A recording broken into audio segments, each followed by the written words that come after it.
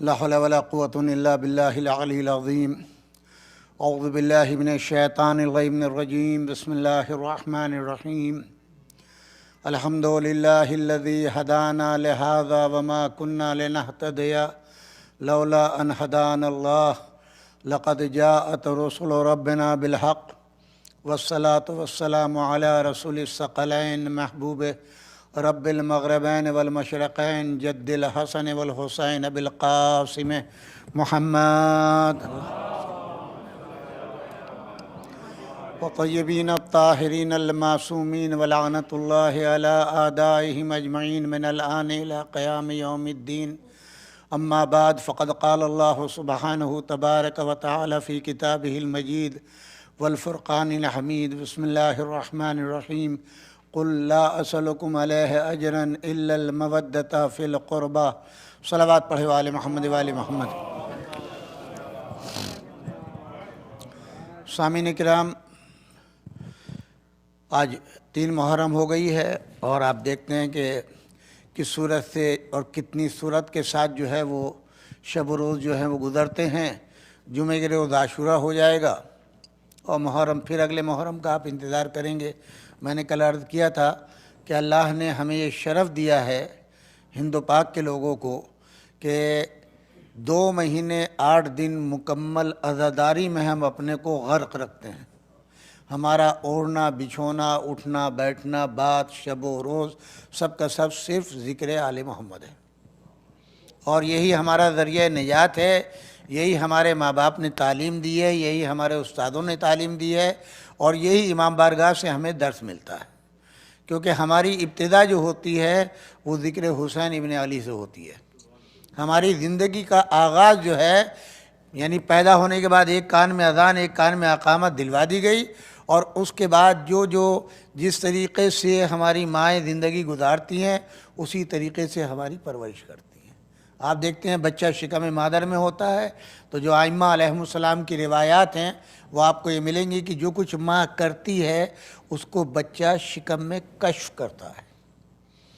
اور پیدا ہونے کے بعد میں ظاہر ہے کہ مجلسیں ہو رہی ہیں، محرم آ گیا ہے، کتنے بچے ہیں جو پیدا ہوئے ہوں گے اور اب وہ گود میں ہوں گے، اور جیسے جیسے وہ ماں کی حرکتوں کو دیکھتے ہیں ویسے ہی ویسے ان کو انجام دیتے ہیں. ماشاءاللہ سے اب آپ کو کتنا اس محرم کے اندر ہر سال محرم میں ملتا ہے کہ بچے جو ہیں وہ نوحے پڑھتے ہیں، سلام پڑھتے ہیں، اور اب گھر کا ماحول بھی جو ہے فون کے اوپر ٹی وی کے اوپر جو ہے یا گاڑیوں کے اندر جو ہے وہ نوحے لگا کر کے سلام لگا کر کے کسی بھی عنوان سے اندر جو ہے ماں باپ نے کہا کہ اب 2 مہینے 8 دن ٹی وی نہیں چلے گا، مگر ان کے لیے مشغلہ چاہیے تو وہ نوحے، فضیلت اہل بیت، فضیلت امام علی، یا وہ سنیں گے، اور یہی ان کی عادت تامہ بن جاتی ہے، اور پھر اسی پر ان کی زندگی کی ڈگر جو ہے وہ چلتی ہے. ایک مرتبہ صلوات پڑھے والے محمد والے محمد.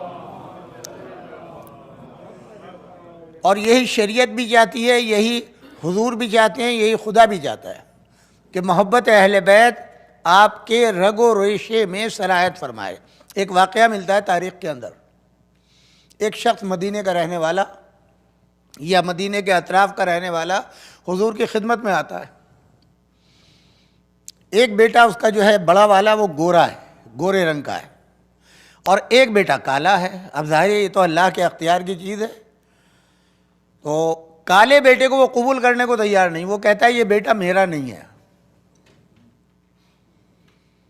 بیوی سے لڑائی کرتا ہے، کہتا ہے یہ بیٹا میرا نہیں ہے، گورا والا میرا ہے، یہ کالا بیٹا جو تم نے پیدا کیا یہ میرا نہیں ہے.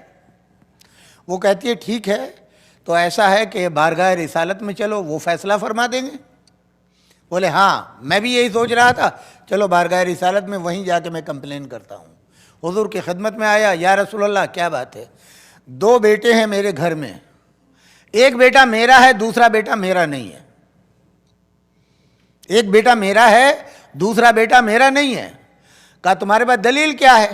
کہا وہ کالا ہے، میں گورا ہوں، میرا بیٹا پہلا ہوا ہے گورا ہوا ہے، تو دوسرا کالا کیسے ہو جائے گا؟ آپ نے بہت سمجھایا مگر اس کی سمجھ میں نہیں آیا. خاتون کو بلایا، بی بی یہ تمہارا شوہر کیا کہہ رہا ہے؟ وہ کہتی ہے یا رسول اللہ آپ کی عزت کی قسم کھا کے میں کہتی ہوں میں نے خیانت نہیں کی، یہ بیٹا اسی کا ہے. کہا بھائی اب مان لے، یہ تو میری عزت کی قسم کھا رہی ہے، اور شریعت کہتی ہے کہ اس کی قسم کا اعتبار ہوگا، تمہاری بات کا اعتبار نہیں ہوگا مگر اس کی قسم کا اعتبار کیا جائے گا، یہ حکم شریعت بھی ہے، بتلا کیا کہتا ہے؟ بولے میں نہیں مانتا، میں اس کو قبول نہیں کرتا ہوں۔ کہا اچھا ٹھہر جا، بیٹھ جا یہیں پر، بٹھا لیا دونوں کو۔ اس کے بعد میں آپ نے جو ہے وہ حکم دیا اپنے ایک صحابی کو، جاؤ جا کر کے میرے حسن و حسین کو لے آؤ، اب یہ بچے بھی چھوٹے ہیں۔ جناب خادم گیا اور جا کر کے دونوں شہزادوں کو ہاتھ پکڑ کے لے کے آیا۔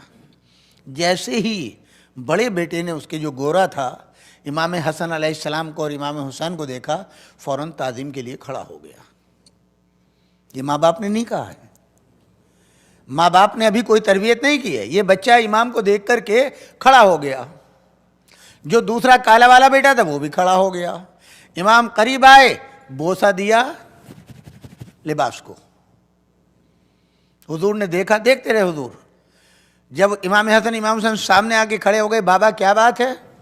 تو آپ نے مخاطب کیا اس شخص کو، کہا جا، یہ دونوں بیٹے تیرے ہیں، یہ بیٹے دونوں حلالی ہیں اور تیرے ہیں، فیصلہ ہو گیا۔ یا رسول اللہ مجھے نہیں معلوم کیا فیصلہ ہوا۔ کہا تو نے ابھی نہیں دیکھا؟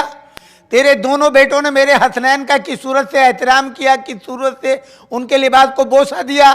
بولے اگر یہ بیٹا تیرا نہ ہوتا تو کبھی بھی میرے حسنین کا احترام نہ کرتا۔ یہ اس بات کی دلیل ہے کہ یہ بیٹے تیرے حلالی ہیں اور تیرے ہی ہیں۔ صلوات پڑھو آل محمد و آل محمد۔ اور ایک مرتبہ اس سے بہتر باوت بلند صلوات پڑھے محمد۔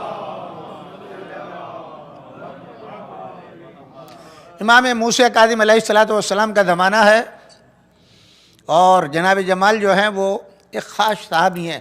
یہاں پر وہ چیز آپ کی خدمت میں پیش کر رہا ہوں کہ محب اہل بیت کیسا ہونا چاہیے اور تقاضۂ محبت کیا ہے۔ ہمارے یہاں آج کل جیسی کہیں مجلس ہوتی ہے یا مجالس کا وہ آتا ہے تو کبھی کبھی کانوں میں، کبھی کبھی کیا اکثر و بیشتر کانوں میں آواز آتی ہے، حضور ایک صاحب آ گئے ہیں، حضور دو صاحب آ گئے ہیں، ایک ہمارے خالد دوست آ گئے ہیں۔ تو ظاہر ہے پوری دنیا آ جائے اس سے کوئی فرق نہیں پڑتا، نہ ہم اپنا ایمان بدل سکتے ہیں نہ عقیدہ بدل سکتے ہیں۔ جو حقیقت ہے، جو حقائق ہے، اس سے کوئی انکار نہیں کر سکتا۔ اگر کوئی پردہ ڈالنا چاہے تو وہ ڈال نہیں سکتا۔ چنانچہ وہ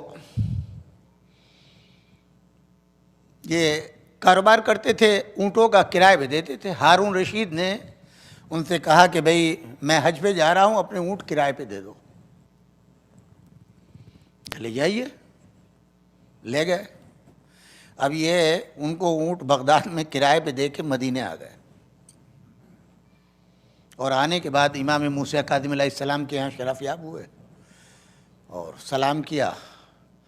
مولا نے سلام کا جواب دیا اور کہا کہ مولا آپ مجھ سے خوش ہیں؟ کہا ہاں خوش ہوں تم سے، مگر باتیں تمہاری ایسی ہیں جو مجھے پسند نہیں ہیں۔ اب ظاہر ہے امام وقت کا یہ فرمانا کسی اپنے چاہنے والے سے کہ آپ کی باتیں ایسی ہیں جو مجھے پسند نہیں ہیں، اور منافی محبت اہل بیت ہے۔ مولا وہ کیا؟ کہا کہ ہمیں یہ اچھا نہیں لگتا تم ہر ایرے غیرے کو اپنے اونٹ کرائے پہ دے دو۔ سمجھئے جمال، ان کا مولا میں نے کسی لڑائی یا جنگ کے لیے نہیں دیا، کسی کو قتل کرنے یا کسی ملک پہ قبضہ کرنے، کسی کو شہر سے نکالنے کے لیے اونٹ نہیں دیے، میں نے تو خانہ خدا کے لیے، حج کے لیے اونٹ دیے ہیں، حج پہ گیا ہے۔ مولا مسکرائے، کہا دشمن اہل بیت کا تو حج ہوتا ہی نہیں ہے، دشمن اہل بیت کا حج ہی نہیں ہوتا، تو وہ حج کیسا ہے جس کے لیے تو نے اونٹ کرائے پہ دیے؟ یہ سمجھ گیا۔ اس کے بعد فرمایا اچھا ایک بات بتلاؤ۔ کہا کیا؟ کہا کہ تم نے اونٹ دے دیے، اونٹ کی ملکیت تمہاری ہے، 90 کے قریب یا اس سے زیادہ اونٹ تھے جو کرائے پہ گئے تھے۔ کہا تیرے دل میں اتنا تو ہوگا نا کہ یہ دشمن ہے ہمارا، یہ تو جانتے ہو؟ بولے ہاں بالکل مولا، اس میں دو رائے نہیں ہے۔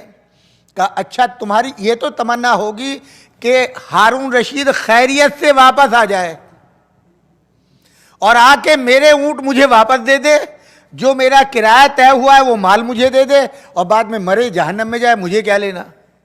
اتنی تو تیرے دل میں تمنا ہوگی۔ مولا ہاں بالکل، میں یہ چاہتا ہوں کہ وہ خیریت سے واپس آئے حج کر کے، میرے اونٹ میرے حوالے کرے، میرا مال ہے۔ کہا یہی تو چیز ہے، ہمارے دشمن کے لیے بھی اگر اتنی محبت کوئی رکھتا ہے اپنا مال کمانے کے لیے کہ وہ زندہ واپس آئے اور اونٹ تیرے واپس کرے، مال واپس کرے، تو محبت 100% نہیں ہے دل کے اندر. اتنی بھی محبت ہمارے دشمن کے لیے اللہ کو گوارا نہیں ہے. صلوات پڑھے والے محمد والے محمد. جناب جمال نے اگلے سال جو ہے وہ سارے اونٹ جیسے ہی واپس آئے اللہ کا شکر کیا، اونٹ سب بیچ دیے. ہارون رشید نے بلوا لیا. کیا بات ہے، تو نے اونٹ کیوں بیچے؟ کہا کہ بھئی میں بوڑھا ہو گیا، اب نہیں سمجھ لگا. نہیں، میں جانتا ہوں کیوں بیچے ہیں تو نے، میں جانتا ہوں تیرے دل میں جو ہے محبت امام موسیٰ کاظم ہے، ان کی محبت کی وجہ سے تو نے اونٹ بیچ دیے ہیں. بہرحال ایک مرتبہ صلوات پڑھے والے محمد والے. اب انہی امام کا دوسرا واقعہ ہے ہمارے امام موسیٰ کاظم علیہ السلام کا. ایک شخص بہت بڑا بزنس مین، بڑا تاجر ہے اور مال و دولت کی کوئی انتہا نہیں، مگر بغض امام علی ابن ابی طالب اور آل علی ابن ابی طالب علیہ السلام اس کے دل میں ہے. مولا کا نام نہیں سن سکتا، برداشت نہیں کر سکتا. خدا کا کرنا یہ ہوا کہ آہستہ آہستہ اس کا کاروبار خراب ہونا شروع ہوا، روڈ پہ آ گیا. آپ جانتے ہیں یہاں بھی جو ہے وہ آپ کو یہ اس طرح کے بہت سے واقعات ملیں گے کہ ہسبینڈ کے پاس جب تک مال ہے، جب تک بیوی بھی ہے، بچے بھی ہیں، اور ادھر مال ختم ہوا، ادھر انہوں نے بھی کہا کہ خدا حافظ. لہذا بیوی نے کہا کہ تم نے کیا کیا، یہ کاروبار سب کا سب ختم ہو گیا، اب ہمارا کیا حال ہوگا؟ ان کا کچھ نہیں، اللہ مالک ہے. ان کا کیا اللہ مالک ہے، عقل دیکھ کے خرچ نہیں کیا، اب یہ عالم ہو گیا. بیوی نے طلاق لے لی، بچے بھی چھوڑ گئے. عالم یہ ہو کہ قرض بھی اتنا دب گیا کہ گھر بھی بیچنا پڑ گیا، اب رہنے کا ٹھکانہ نہیں ہے، کھانے پینے کے لیے کچھ نہیں ہے. ایک روز وہ بھیک مانگنے کے لیے نکلا اور بیٹھ گیا سڑک کے اوپر. یہ بھی ایک اتفاق ہے کہ اس کے کاسے میں، اس کے پیالے میں کسی نے کچھ نہ دیا. اٹھا وہاں سے مایوس ہو کے جا رہا تھا سڑک کے اوپر، اس کا ایک جانکار شیعہ آ گیا نظر. وہ سامنے سے آ رہا تھا، اس نے دیکھا، پہچانا. ان کا بھائی یہ تیرا حال کیا ہوا؟ کیا دیکھ رہا ہوں تیرا یہ حال؟ اس نے کہا دیکھ لو جو کچھ حال ہوا. کہا ہوا کیسے، ہوا کیا یہ تو بتلا. اب اس نے بتلایا کہ بھئی کاروبار ختم ہو گیا، بچوں نے ساتھ چھوڑ دیا، بیوی طلاق لے کے چلی گئی، اور قرض میں گھر بھی بک گیا، اب تو 2 وقت کی روٹی بھی نہیں ہے. اور ہاتھ میں پیالہ دیکھ کے اس نے کہا کہ جن کی محبت میں اب تک زندگی گزاری ہے، جاؤ مانگو ان کے نام پر. تو اس نے کہا سچ پوچھو گے؟ ان کا ہاں. کہا صبح سے اب دوپہر کا وقت آ گیا، ان کے نام پر مانگتے مانگتے ایک دھیلا کسی نے نہیں دیا. جب اس نے کہا کہ جن کی محبت میں اب تک تھا ایک دھیلا نہیں دیا، کہا جاؤ امام موسیٰ کاظم علیہ السلام کے پاس چلے جاؤ، ان کے دروازے پر چلے جاؤ. کہا وہ دیں گے مجھے؟ ہاں بالکل دیں گے. کہا تم جانتے ہو کہ میں دشمن علی ہوں، میرے دل میں علی ابن ابی طالب کی کوئی محبت نہیں، آل علی ابن ابی طالب کی کوئی محبت نہیں، اس کے باوجود؟ کہا کہ ہاں، اللہ نے فرعون کو بھی دیا ہے اور موسیٰ کو بھی دیا ہے، ابراہیم کو بھی پالا ہے اور نمرود کو بھی پالا ہے. وہ نمائندگان الہی ہیں، جب کوئی سائل آتا ہے تو ان کے در سے کبھی خالی نہیں جاتا. اس نے کہا میں شاعر بھی ہوں، میں کچھ کلام کہہ لوں. کہا کہ مرضی ہے تیری. اس نے ایک بہترین قصیدہ امام علی ابن ابی طالب علیہ السلام کی شان میں جہاں سے چلا تھا اور امام موسیٰ کاظم علیہ السلام تک پہنچنے میں پورا ایک قصیدہ کہہ ڈالا. پہنچ گیا امام کے پاس، سلام کیا، امام نے سلام کا جواب دیا بڑی محبت سے، شفقت سے. اس نے کہا آپ مجھے پہچانتے ہیں؟ کہا تجھے بھی جانتا ہوں، تیرے باپ کو بھی جانتا ہوں. تیرا کاروبار تھا ختم ہو گیا، نامور تو جو ہے دولت مند تھا، تیرا کاروبار ختم ہو گیا. تو کہا کہ آپ یہ بھی جانتے ہوں گے کہ میں آپ کے جد سے جو ہے وہ نفرت کرتا تھا. کہا یہ بھی جانتا ہوں، تو میرے جد کا پکا دشمن رہا ہے. تو کہتا ہے میں بھکاری ہو گیا ہوں. کہا کہ ہاں میں جانتا ہوں، اور میں تیرا سوال پورا کروں گا، جتنا چاہیے جو کچھ چاہیے وہ تجھ کو ملے گا. وہ کہتا ہے کہ میں نے آپ کے جد کی شان میں چند اشعار کہے ہیں. مولا فرماتے ہیں وہ بھی مجھے معلوم ہے. اب یہ حیران ہوا، پریشان ہوا. یہ قصیدہ یا یہ اشعار میں نے اپنے گھر سے اور یہاں امام موسی کاظم کے دربار تک آنے کے لیے کہے ہیں، اس راستے میں نے یہ اشعار کسی کو نہیں سنائے، صرف میرے ذہن کے اندر ہیں، میں نے ابھی لکھے بھی نہیں ہیں، پورے اشعار میرے ذہن میں، میں نے لکھے بھی نہیں، کہے بھی نہیں۔ وہ ایک مرتبہ کہتا ہے کہ فرزند رسول، میں نے تو ابھی یہ اشعار کسی کو نہیں سنائے، ہاں مجھے معلوم ہے تو نے کسی کو نہیں سنائے، مگر میں جانتا ہوں امام نے جتنے اشعار اس نے مولا کی شان میں کہے تھے وہ سب کے سب سنا دیے۔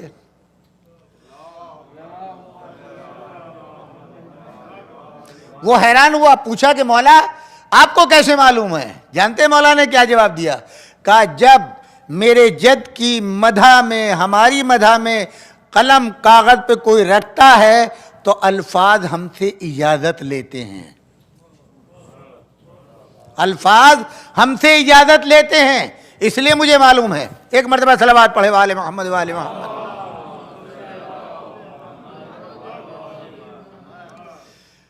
غدیر میں ایک شاعر نے امام علی علیہ السلام کی شان میں جس وقت مولا بنایا، ایک قصیدہ کہہ دیا، ابھی ایک شعر حضور کو سنایا تھا۔ جانتے ہیں حضور نے کیا فرمایا؟ آپ نے فرمایا کہ جبرائیل تمہاری مدد کرتے ہیں، اور اس زمانے کے شعراء کا طریقہ یہ تھا کہ جب کوئی بھی کلام حضور کے زمانے میں کہتے تھے مولا علی کی شان میں، تو وہ یہ فخر سمجھتے تھے کہ سب سے پہلے جناب رسول خدا صلی اللہ علیہ وآلہ وسلم کو سنائیں۔ اس لیے امام جعفر صادق علیہ السلام فرماتے ہیں، جو شخص میرے جد علی ابن ابی طالب علیہ السلام کی شان میں ایک شعر کہتا ہے، ایک شعر، تو یہ اس کے لیے ایک قصر جنت کے اندر بنتا ہے۔ یہ امام جعفر صادق علیہ السلام نے تصدیق کی، فرمایا ہے، مگر یہ قول ہے رسول اللہ صلی اللہ علیہ وآلہ وسلم کا۔ آپ نے فرمایا میرے علی کی شان میں جو ایک شعر کہتا ہے جنت میں اس کے لیے ایک قصر بنتا ہے۔ اب آدمی جب یہ سنے گا، ایک لفظ بیت ہے، شعر نہیں، بیت کا لفظ ہے۔ اب جب آدمی یہ سوچے گا، سنے گا، تو جتنے اشعار ہوں گے اسی لحاظ سے وہ ملٹی پلائی کرتا چلا جائے گا کہ اتنے قصر میرے بن گئے۔ عمر سعد کا نام تو، عمر اعظ کا نام تو آپ نے سنا ہے۔ عمر اعظ چیف کمانڈر تھا امیر شام کا، اور اس کا پرسنل سیکریٹری بھی تھا۔ دنیا کا مکار ترین انسان، اس نے اس حدیث کو سن لیا، اپنے جو ان کے حالی موالی خریدے ہوئے تھے محدثین، ان سے پوچھا اس حدیث کی کیا حیثیت ہے؟ ان کا حدیث تو 100% صحیح ہے۔ حضور نے فرمایا ہے اس لیے ایک شعر کے بدلے میں، ایک بیت کے بدلے میں قصر بنتا ہے۔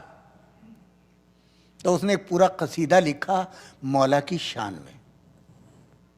عمر اعظ نے، امام حسن علیہ السلام کا زمانہ ہے، وہ لکھنے کے بعد اب چالاکی یہ تھی کہ میں جا کر کے امام حسن کو سنا کر کے خوش کر دوں، اور مجھے وہ بشارت دے دیں جنت میں میرے مکان کی، اور جب امام بشارت جنت میں مکان کی دے دیں گے تو میرے لیے جنت میں جانا کوئی مشکل نہیں ہوگا، اس لیے کہ فرزند رسول جو جوانان جنت کا سردار ہے وہ میری تصدیق کر رہا ہے۔ بات سمجھ میں آ گئی؟ بہت پہنچ گیا امام کے پاس، اور اس نے کہا کہ فرزند رسول میں آپ کے بابا کی شان میں قصیدہ کہہ کے لایا ہوں۔ امام نے دیکھا عمر اعظ اور میرے بابا کی شان میں قصیدہ کہہ کے لایا؟ ہاں، آپ کے بابا کی شان میں لایا ہوں۔ اچھا، قصیدہ سنا دیا، اور واقعی بہت لاجواب بہترین قصیدہ امام کی شان میں لکھا۔ امام حسن نے سنا، داد دی، واقعی بہترین قصیدہ تم نے کہا ہے۔ کہا فرزند رسول آپ کے جد نے یہ فرمایا ہے کہ جو شخص علی ابن ابی طالب علیہ السلام یعنی آپ کے بابا کی شان میں ایک بیت کہتا ہے اس کے لیے جنت میں ایک قصر بنتا ہے۔ ان کا بالکل یہ بھی صحیح ہے۔ کہا تو میرے لیے آپ ضمانت دیں گے؟ ہاں ضرور ضرور، میں گواہی دیتا ہوں، ہر شعر کے بدلے میں گھر بنایا جنت میں۔ اس نے سنایا اور چلنے لگا، دروازے کے قریب پہنچا، امام نے کہا عمر اعظ واپس آؤ۔ بولے کیا؟ اپنے اشعار بیچو گے؟ یہ جو تم نے میرے بابا کی شان میں کہا ہے بیچو گے؟ اب یہ تو مکار تھا، اس نے کہا اس سے اچھی بات کیا، جنت کے گھر کی ضمانت مل گئی ہے اور ساتھ میں مال بھی ملے گا۔ کہا آپ فرماتے ہیں ضرور بیچوں گا۔ یہ لے کاغذ، اس پہ لکھ دے۔ اشعار لکھ دیے اور لکھ کر کے مولا کے حوالے کیے، مولا نے تھیلی حوالے کی۔ امام حسن علیہ السلام نے مال کی تھیلی جو ہے وہ اس کے حوالے کی، اس نے قصیدہ لکھ کے دیا۔ اب یہ خدا حافظ کر کے جانے لگا، دروازے تک پہنچا، امام نے کہا ذرا یہاں تو واپس آؤ ایک مرتبہ۔ پھر واپس آیا، کہا وہ جو قصیدہ تم نے میرے بابا کی شان میں کہا ایک مرتبہ اور سنا دو۔ اب جب سناتا ہے تو اب ذہن میں ایک لفظ نہیں آتا، بہت پریشان ہوا، بہت پریشان ہوا۔ کہا فرزند رسول مجھے نہیں سمجھ میں آ رہا ہے، آج تک کبھی نہیں ہوا، اب تو وہ اشعار نہیں آ رہے ہیں۔ کہا جو مال بیچ دیا جاتا ہے دوبارہ حق ملکیت نہیں ملتا، تو اس وجہ سے آیا تھا کہ ہر شعر کے بدلے میں جنت میں گھر بنا ہے۔ بے شک ہر شعر کے بدلے میں گھر بنا ہے، میں نے یہ اشعار اسی لیے نہیں خریدے ہیں، وہ جنت میں جو قصور بنے ہیں میں نے ان کو خرید لیا ہے، یہ قصیدہ نہیں خریدا ہے۔ جا واپس جا، تیرا منہ اور جنت کے اندر تو جائے گا۔ صلوات پڑھے والے محمد والے محمد۔ بدامن وقت میں گنجائش نہیں ہے حضور، یاد رکھیے گا مجلس وہ مجلس ہے جس کو شہزادی قبول کر لے۔ پروردگار آپ کو سلامت رکھے، آپ کے بچوں کو سلامت رکھے، اور جس امام بارگاہ میں بیٹھے ہیں غالباً یہ پہلی یا دوسری امام بارگاہ ہے نیو جرسی کی۔ مراد بھائی جو 1955 میں آئے ہیں، جو مجھے بتایا گیا ہے پہلی مجلس انہوں نے اپنے گھر سے شروع کی ہے، اور آج ماشاءاللہ سے 10 یا 11 امام بارگاہیں اس نیو جرسی میں قائم۔ دین بھی محفوظ ہو رہا ہے، ہماری آپ کی نسلیں بھی محفوظ ہو رہی ہیں، عبادات بھی ہو رہی ہیں، شریعت کے احکامات بھی ہیں، علماء کا ورود بھی ہو رہا ہے، اور اب کوئی بھی جنازہ جو ہے لاوارث نہیں ہے۔ پہلا قبرستان بھی اسی بیت القائم والوں نے بنایا ہے۔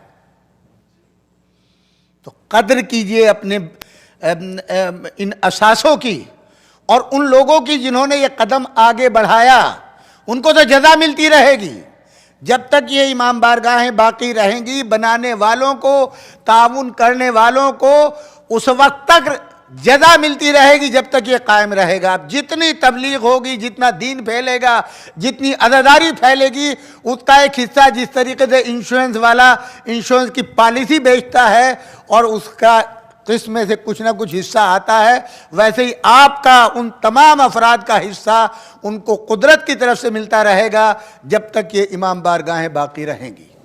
صلوات پڑھیں ایک مرتبہ آل محمد والے۔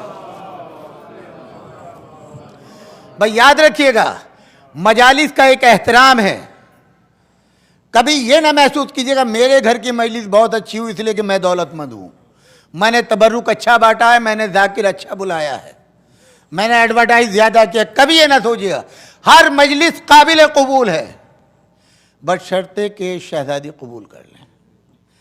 ایک چھوٹا سا واقعہ اور یہیں سے ربط مصائب۔ ایران کے ایک بہت بڑے ذاکر تھے، وہاں جیسے ہمارے معاشرے کے اندر بڑے ذاکر چھوٹے ذاکر ہوتا ہے، وہاں پر بھی بڑے بڑے ذاکر ہوتے تھے جو چھوٹی مجلس سے پڑھنا کثر شان سمجھتے تھے۔ ایک بڑے مشہور آیت اللہ گزرے ہیں، خطیب تھے، بہت بڑے خطیب تھے، جو مراجع کے گھروں پر مجالس سے پڑھا کرتے تھے اور بڑی بڑی مجلسوں کو خطاب کرتے تھے، اور بڑے مقبول تھے، خالی نام چلتا تھا، ان کا نام آ جائے پھر دیکھیے مجمع کتنا آتا ہے۔ سید علی اکبر کوثری، مشہور واقعہ۔ تو آپ نے دیکھا ہوگا کہ بہت سی جگہوں کے اوپر، خاص طور سے دیہاتوں میں جو ہے چھوٹے چھوٹے بچے جو ہیں وہ بھی اپنی مجلسیں کرنے لگتے ہیں۔ 4 بچے جمع ہو گئے، ایک نوحہ پڑھ لیا، یہ آج بھی دستور جو ہے وہ باقی ہے، یہاں کے اوپر بھی بچے جو ہے گھر میں ہی اپنے ماتم کر رہے ہیں، ہوتا ہے نا۔ عاشور کا دن آیا، چھوٹے چھوٹے بچے جو ہیں، ایک خرابہ سے مراد گرا ہوا مکان، وہاں پہ 4-6 بچے جمع ہوئے، ان کے ساتھ اور آ گئے، انہوں نے آپس میں چندہ کیا اور وہاں مجلس برپا کیا عاشور کے دن۔ قریب میں بہت بڑی مجلس ہو رہی تھی، یہ آیت اللہ پڑھ رہے تھے، مجلس ختم ہوئی، اب ان کو دوسری جگہ جانا تھا۔ ایک بچی راستے میں کھڑی ہوئی تھی اور جیسے ہی آغا ہے اس نے دامن پکڑ لیا، 3-4 سال کی بچی ہوگی۔ آغا آپ بڑی مجلس سے پڑھتے ہیں، ہم بچوں نے مجلس رکھی ہے، 2 منٹ کے لیے مجلس پڑھ دیجیے۔ انہوں نے اپنا دامن چھڑانا چاہا، بچی کو دیکھا، ظاہر اتنا بڑا خطیب، اتنا بڑا وہ، اس نے اصرار کیا، کہا کہ اچھا بیٹا میں مختصر مجلس پڑھوں گا کیونکہ دوسری مجلس میں پڑھنا، ہاں مختصر آپ مجلس پڑھ دیں۔ آئے، دیکھا وہاں اچھے خاطے بچے جمع ہیں، بیٹھ گئے، انہوں نے کچھ اشعار پڑھے اور اس کے بعد مصائب پڑھے۔ جب وہ اٹھ کے جانے لگے تو وہ بچے کہنے لگے نہیں آقا 2 منٹ دے دیجئے، تبرک پی لیے۔ چائے بنی ہوئی تھی، وہ چائے لا کر کے دی۔ اب ظاہر ہے بچے جو ہیں زمین میں کھیل رہے تھے، مٹی میں بھرے ہوئے تھے، ان کو ذرا سا اچھا نہیں لگا، اس کپ کو دیکھا انہوں نے، بچے جو تھے اپنے مشغول ہو گئے، انہوں نے نظر بچا کے اس چائے کو پھینک دیا۔ یاد رکھے کہ یہ تبرک ہے، مجلس میں جو چیز تقسیم ہوتی ہے اس کا نام ہی تبرک ہے، باعث برکت، تبرک ہی اس کا نام رکھا گیا ہے۔ انہوں نے پھینک دی، چلے گئے اور 2-4 مجلسیں پڑھی، 8-9 مجلسیں صبح سے لے کے شام غریبہ تک پڑھی، ختم ہو گئی مجلسیں۔ رات کو بستر پہ لیٹے، شہزادی خواب میں آ گئی، آج جو تم نے مجلسیں پڑھی ہیں صرف ایک مجلس تمہاری قبول ہے۔ شہزادی میں نے تو آج تو عاشورہ تھا، میں نے تو کوئی کسر چھوڑی نہیں ہے، اور صرف ایک مجلس، ہاں ایک مجلس قبول ہے۔ شہزادی وہ کون سی؟ کہا جو بچوں کی مجلس تم نے پڑھی ہے وہ مجلس قبول ہے، میں اس مجلس میں موجود تھی۔ اس کے بعد شہزادی فرمائے کہ تمہاری ایک حرکت مجھے پسند نہیں آئی۔ شہزادی وہ کیا ہے؟ کہا تم نے تبرک کو پھینک دیا، چائے کو پھینک دیا، جانتے ہو وہ چائے کہاں سے آئی تھی؟ نہیں شہزادی مجھے نہیں معلوم، میں نے اپنے ہاتھوں سے بنائی تھی۔ شہزادی فرماتی ہے کہ میں نے اپنے ہاتھوں سے وہ چائے بنائی تھی جس کو تم نے پھینک دیا۔ آپ اندازہ لگائیں، احترام کریں ان تمام چیزوں کا، بچوں کا، ان تبرکات کا۔ تبرک خراب بھی ہو جائے تب بھی اس صورت سے نہیں کہ چلو گاربیج میں پھینکو، خراب ہو گیا گاربیج میں ڈال دو، نہیں، وہ بھی عزت کے ساتھ۔ یاد رکھیے گا، بس یہی نصیحت میری کافی ہے، اس لیے کہ یہ مجلس اس حسین کی مجلس ہے جس میں دکھیاری ماں کو سکون نہیں ملتا۔ کیسا مظلوم ہے حسین ابن علی؟ 2 محرم کو وارث کربلا ہوئے، خیام کے نصب کرنے کا پیغام دیا، مولا نے جو ہے وہ خیام نصب کیے۔ ابھی نصب ہو رہے تھے کہ ایک دستہ آتا ہے فوجی، اور وہ کہتا ہے کہ دریا کے قریب سے جو ہے خیام کو ہٹا لو، یہاں ہماری فوج کے قیام لگیں گے، ہمارے امیر کا حکم ہے۔ جناب عباس نے فرمایا نہیں، ہم نے خیام لگا لیے، اب خیام ہمارے رہیں گے۔ بہت سمجھا نہیں سمجھے۔ ایک مرتبہ امام جب ان لوگوں نے اپنے لہجے کو بدلا تو جناب ابو الفضل عباس کو غصہ آ گیا اور ایک خط کھینچ دیا زمین کے اوپر کہ اگر ایک قدم اس کو کراس کیا تو پھر تمہارے سر تنوں کے اوپر نہیں رہیں گے۔ یہ خبر امام حسین علیہ السلام کو ملی، باہر سے منظر دیکھا کہ عباس کو جلال آیا ہوا ہے اور تلوار ہاتھ میں ہے۔ امام علیہ السلام دیکھتے رہے، ایک مرتبہ کہتے ہیں کہ اس جلال کو دیکھ کر کے خود امام پریشان ہو گئے۔ جناب زینب سلام اللہ علیہ کے پاس بیٹھ گئے، آ کر کے پوچھا بھیا کیا بات ہے، اتنا مایوس کیوں ہے؟ کہا شہزادی میرے عباس کو جلال آ گیا اور کوئی تدبیر سمجھ میں نہیں آ رہی ہے، کیسے عباس کو روکوں؟ آپ ہی ہے جو اس وقت مدد کر سکتی ہے۔ شہزادی نے فضہ سے کہا جاؤ میرے بھائی کو بلا کے لاؤ۔ کہتے ہیں کہ فضہ آ کر کے خاموش ہو گئی۔ جناب عباس کا طریقہ یہ تھا کہ کبھی بھی اگر فضہ کو اپنے سامنے کھڑا دیکھ لے تو فوراً سمجھ جاتے تھے کہ شہزادی نے بلایا ہے۔